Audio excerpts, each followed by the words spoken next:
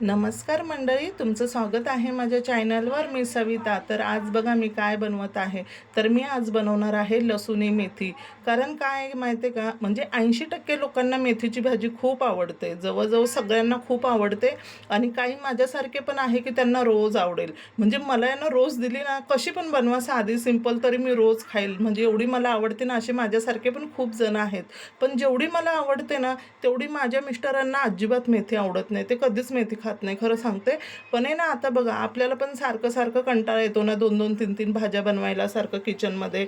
तर म्हटलं चला आजच आहे ना, एक भाजी ना मी जरा थोडी वेगळ्या स्टाईलमध्ये बनवते. म्हणून मी आज आहे ना ही रेसिपी पहिल्यांदाच ट्राय केली, लसुणी मेथी. आणि खरं सांगते, याला काही लागत नाही, एकदम नॉर्मल आहे घरातल्या मसाल्यांमध्ये. पण ही खायला ना एवढी सुंदर आणि टेस्टी झाली ना, एकदम. मी अशी थोडीशी ना हॉटेल स्टाईल बनवली. घरातले मसाले वापरले, जे आपलं नॉर्मली लाल तिखट आहे ना, ते गरम मसाला पावडर, जिरे वगैरे असंच टाकलं आहे, बाकी काय टाकलं नाही. लसूण, कांदा, टोमॅटो.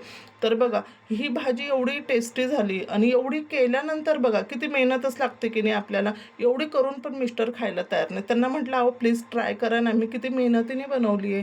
तर कुठेतरी मुश्किलने आग्रह केल्यानंतर 2-4 वेळा आग्रह केला, अहो खाऊन तर बघा, टेस्ट करा. तेव्हा त्यांनी ती ट्राय केली.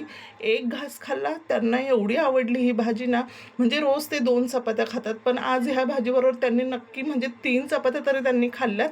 का तर ही भाजी एवढी टेस्टी लागली खायला. तर मी अशी छान अशी फोडणी देऊन घेतली. इथे कांदा, मिरची, जिरे वगैरे याची फोडणी दिली. वरतून छान असा टोमॅटो टाकला. छान हे सगळं परतून घेतलं. हे परतल्यानंतर आहे ना, मस्त मीठ टाकायचं याच्यामध्ये. आणि जे आपले घरातले मसाले ना, हळद, लाल मिरची पावडर, एवढं सगळं त्याच्यामध्ये टाकलं. टाकल्यानंतर छान असं त्याला थोडं झाकून ठेवलं.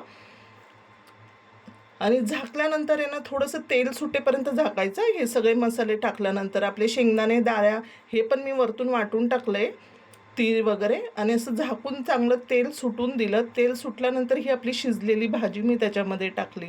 आणि ही भाजी फक्त मी लसूणची फोडणी दिली आणि ही मेथीची भाजी शिजवली त्याच्यामध्ये. आणि ही काढून हे सगळे मसाले मी त्याच कढईमध्ये छान परतून घेतले.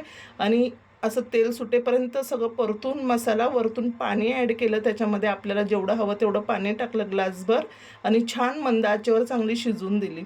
आणि शिजल्यानंतर बघा छान त्याला असं वरतून लसूण केवढा तरी असा ठेसून टाकला. आणि लसूण ठेचून टाकल्यानंतर ना एवढी भन्नाट टेस्ट आली ना ह्या भाजीला. वरतून बघा लाल मिरची पावडर थोडीशी टाकली, 2-3 लाल मिरच्या टाकल्या ना, असा तडका दिला ना, मस्त एकदम झणझणीत.